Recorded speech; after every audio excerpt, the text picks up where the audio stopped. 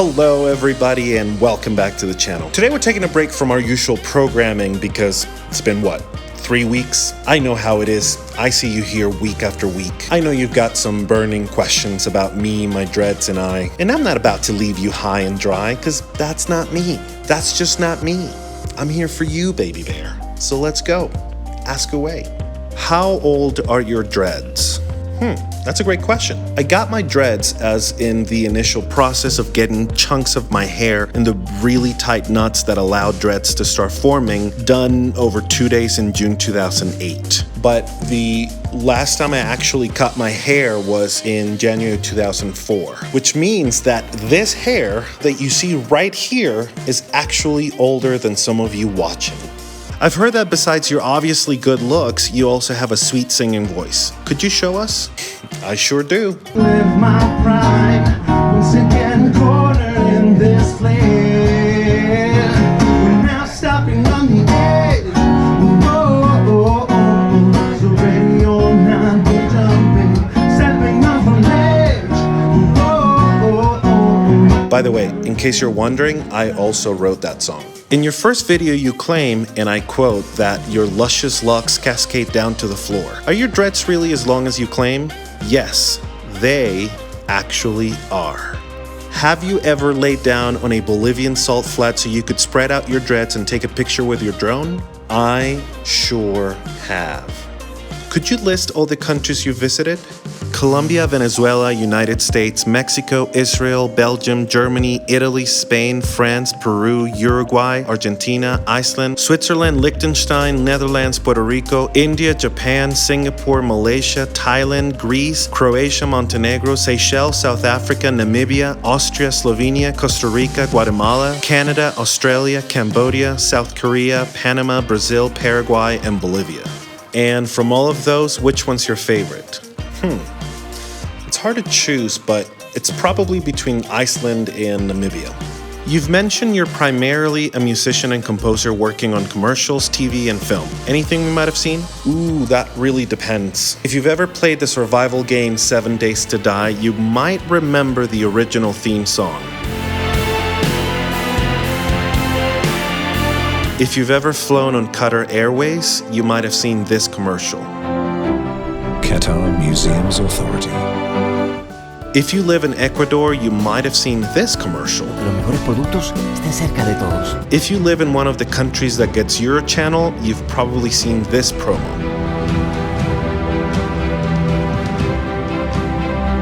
If you live in the US and watch Telemundo, you've probably seen this commercial.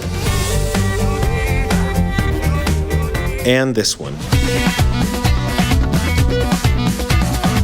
And if you're ever awake at 4 a.m. in the US, Canada, or the UK, you've probably seen this infomercial. Actually, for copyright reasons, I can't play that song here. I know, weird. If you live in Quebec, Canada, you might have seen this show. I did the theme song. I've contributed music for TV shows like Sinnesnekkeren in Norway, Totally Wild, and My Kitchen Rules in Australia. You might have also heard my music on hundreds of YouTube videos, including some pretty big channels like Drew Binsky. Your voice is really sexy. Have you ever done any voiceover work? Actually, I have. I did the voiceover for this commercial. Call them whatever you want. If they're delicious, they're la fée. Are your dreads really as famous as you claim? Well, having really long dreads is something that people find extremely curious. And this holds true in basically every country I've ever been to. It is quite common for people to come up to me to take pictures with my hair, so there must be hundreds of photos of me and my dreads all over the place. If you happen to find one, please share with me. Those are always fun to find. Let me also take a moment for a little dreads etiquette. If you see me out in the world, feel free to take as many pictures as you want. You can come up to me and ask me any questions. We can take pictures together if you want, but please don't touch the dreads without asking first. I'll probably say yes, unless you've got really dirty hands, but please just ask first. You've talked about wanting to travel and make music. Have you gotten a chance to do that yet? Yes. The first time I got a chance to work on my music outside the US was in Cape Town, South Africa. I recorded one of my songs with a producer named Colin Scher in his studio, and it was great. It was so much fun that now I have done it 2 more times in Munich, Germany and San Jose, Costa Rica. And I'm planning on doing it again as soon as possible. Could you wear your dreads as a giant scarf for the rest of the video? Sure.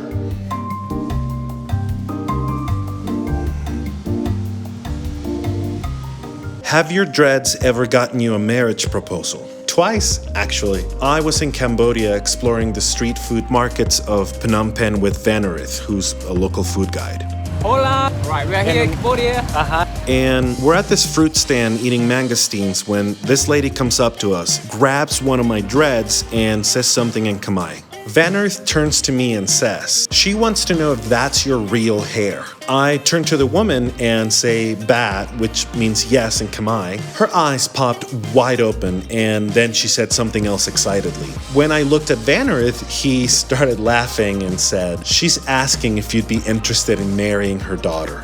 All 3 of us started laughing, and I apologetically said, Oteakun, which means no thank you. She was so sweet. But right after she walked away, the lady from the fruit stand said that I might be more interested in her daughter because apparently she was much prettier. Needless to say, we got a ton of mangosteens for free that night. What has been your most surreal travel experience? Ooh, there's this place in the Namib Desert called Deadvley. You've probably seen this picture. The first day we visited, towards the end of the day, it started raining and everybody headed out. But I decided to stay for a bit.